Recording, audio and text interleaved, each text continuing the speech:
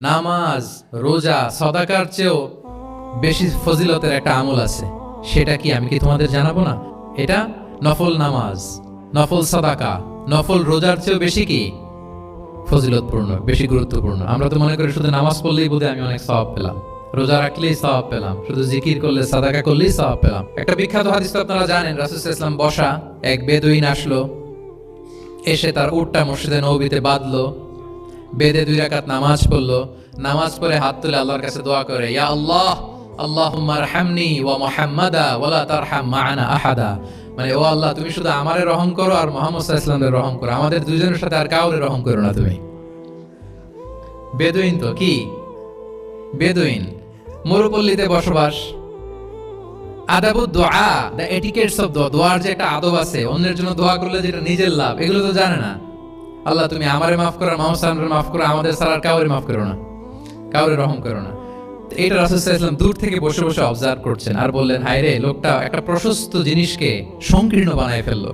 গোটা বিশ্বের সবাইকে যদি আল্লাহ ক্ষমা করে, রহম করে, আল্লাহর রহমের দরিয়ায় কোনো ঘাটতি হবে বলেন তো? হবে? একটা প্রশস্ত বিষয়কে সে সংকীর্ণ করে ফেললো। এরপর কতটা সে বেদুইন কি প্রকৃতির ছিল দেখেন। দোয়া টোয়া শেষে মসজিদে নববীর মাঝখানে বসে পেশাব করা আরম্ভ করছে। বিখ্যাত হাদিস জানেন, সবাই মারতে গেল, রাসূল সাল্লাল্লাহু আলাইহি ওয়াসাল্লাম থামালেন, বললেন পানি ঢেলে দাও, আর তাকে ডেকে বললেন, দেখো তুমি যে এখানে এই কাজটা করলা, প্রস্রাব করলা, এটা আমাদের এই মদিনার কমিউনিটির ইবাদতগাহ। এখানে এই কমিউনিটির লোকেরা নামাজ পড়ে, আল্লাহর জিকির করে, আল্লাহর কিতাব তেলাওয়াত করে, এটা কি ঠিক হলো তোমার? সে তো লজ্জায় অনুতপ্ত হয়ে কাঁচুমাচু। তাহলে এই যে অবজারভেশন করতেন এবং কারেকশন করতেন। আবার একদিন মসজিদে নববীতে বসা এক সাহাবী এসে নামাজ পড়লেন। নামাজ রাসূল সাল্লাল্লাহু আলাইহি ওয়াসাল্লাম দূর থেকে দেখতেছেন লোকটা কি করে। নামাজ পড়লো 2 রাকাত, পরে এসে নবীকে সালাম দিল। রাসূল সাল্লাল্লাহু আলাইহি ওয়াসাল্লাম সালামের উত্তর দিয়ে বললেন, ইরজি' ফাসাল্লি ফাইন্নাকা লাম তুসাল্লি, যাও আবার পড়ো, কারণ তুমি নামাজ পড়ো নাই, মানে নামাজটা ঠিকমতো হয় নাই। ইউ ডিডন্ট অফার ইউর সালাত in a correct way, proper manner. ওই সাহাবী যে আবার 2 রাকাত পরে আসলেন, রাসূল সাল্লাল্লাহু আলাইহি ওয়াসাল্লাম একই কথা বললেন, ইরজি' সাল্লি ফাইন্নাকা লাম তুসাল্লি, হয়নি নামাজ, আবার পড়ো। আবার পরে আসলেন, আবার একই কথা। এখন 3 বার পড়ার পরও যখন হয় না, বেচারা ভাবলেন আবার যে বললে তো একই হবে, আমি তো এটাই জানি। তিনি বললেন, মা উহসিনু গায়রাহ, ইয়া রাসূল, এর চেয়ে ভালো আমি আর পারি না, ফাআল্লিমনি ইয়া রাসূলুল্লাহ, হে নবী আমাকে একটু শিখিয়ে দেন কিভাবে পড়ব। রাসূল সাল্লাল্লাহু আলাইহি ওয়াসাল্লাম বললেন, যখন নামাজে দাঁড়াবে, আল্লাহু আকবার বলে দাঁড়াবে, এরপর কোরআন থেকে যা সহজ লাগে পড়বে, তাড়াহুড়ো করবে না। কি করবে না? সবাই বলেন, কি করবে না? নামাজে কোনো তাড়াহুড়ো নাই, নো রাশিং ইন সালাহ, নো হ্যাস্টিনেস ইন সালাহ। নামাজে আমরা খুব তাড়াহুড়ো করি, এটা নামাজের যে প্রাণ, সালাতের প্রাণকে, রূহকে নষ্ট করে দেয়। যখন রুকুতে যাবে, স্ট্রেইট ফরওয়ার্ড রুকু করবে, হাত্তা তাতমাইন্না রাকিআন। রাসূল সাল্লাল্লাহু আলাইহি ওয়াসাল্লামের রুকুর পিঠটা ছিল একেবারে স্ট্রেইট, এই টেবিলটা যেরকম স্ট্রেইট, এরকম স্ট্রেইট। লাউ সাব্বা আলাইহিল মা লাস্তাকার, পানি ভর্তি একটা বোতল যদি রাসূল সাল্লাল্লাহু আলাইহি ওয়াসাল্লামের রুকু দেয়া পিঠের উপর রাখতো, পানিটাও পড়তো না, বোতলটাও পড়তো না, স্ট্রেইট। এরকম উদাহরণ দিয়ে সাহাবারা বলতেন যে এত স্ট্রেইট রুকুর পিঠ যে পানি ভর্তি গ্লাস রাখলে পানিটাও কাঁপবে না, বোতলটাও পড়বে না। রাসূল সাল্লাল্লাহু আলাইহি ওয়াসাল্লাম বলতেন, সবচেয়ে বড় চোর যারা নামাজে চুরি করে। সাহাবারা বললেন, এটা আবার কিভাবে? তিনি বললেন, লা ইউতিম্মু রুকুআহু ওয়া সুজুদাহ, তারা নামাজের চোর যারা রুকু সেজদা ঠিকমতো করে না। তো বললেন যে রুকু থেকে আবার স্ট্রেট হয়ে দাঁড়াবে, যখন সিজদায় যাবে ইতমিনানের সাথে, উইথ রিল্যাক্সেশন। নামাজের মধ্যে কি থাকবে? রিল্যাক্সেশন থাকবে। যখন বললেন যে এই 1 রাকাত যেমনি তোমাকে শিখালাম, সব নামাজ তুমি এইভাবে পড়বা, উইথ রিল্যাক্সেশন, নো রাশিং, তখন সাহাবী শিখে গেলেন। তাহলে এই যে অবজারভেশন এন্ড কারেকশন, দেখতেন হোয়াটস গোয়িং অন অ্যারাউন্ড, কি হচ্ছে, ভুল হলেই শুধরে দিতেন। হজের দিন উনি উটের সামনে বসা, পেছনে ফদল ইবনে আব্বাস রাদিয়াল্লাহু তাআলা আনহু, আব্দুল্লাহ ইবনে আব্বাসের ভাই, রাসূল সাল্লাল্লাহু আলাইহি ওয়াসাল্লামের কাজিন, রাসূল সাল্লাল্লাহু আলাইহি ওয়াসাল্লামের কি কাজিন। তো রাসূল সাল্লাল্লাহু আলাইহি ওয়াসাল্লাম বিভিন্ন মাসআলার উত্তর দিচ্ছেন। কি করতেছেন? মাসআলার উত্তর দিচ্ছেন।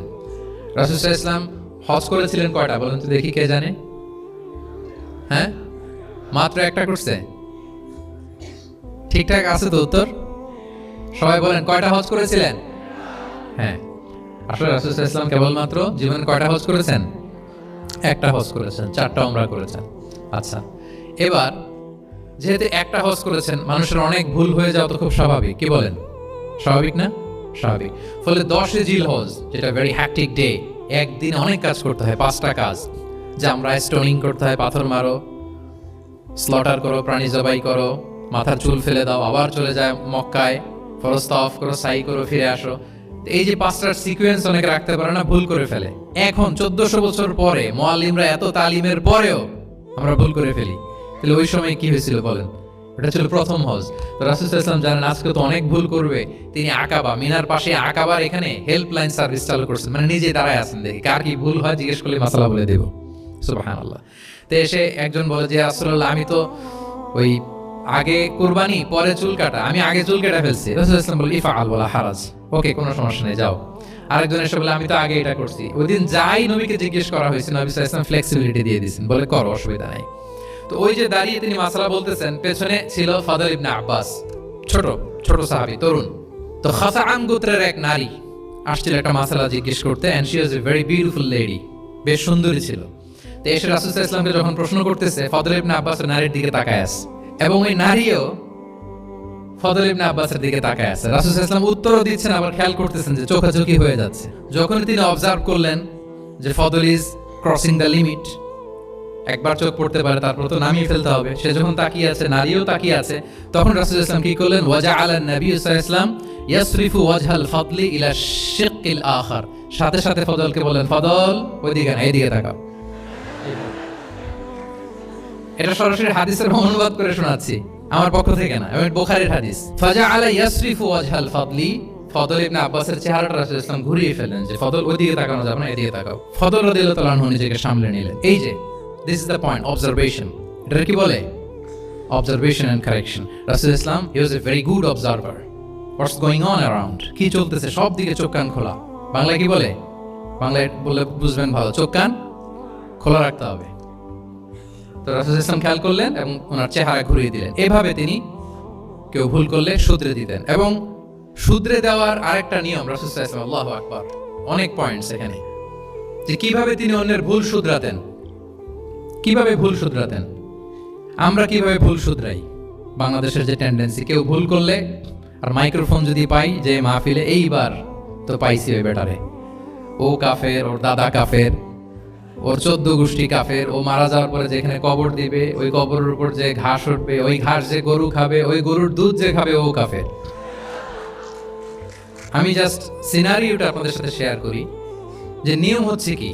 লেটস সে আমার একজন কো স্পিকার কোনো কিছু একটা ভুল করে ফেলছে, তার জানা নাও থাকতে পারে, আবার আমারও একটা জিনিস জানা নাও থাকতে পারে।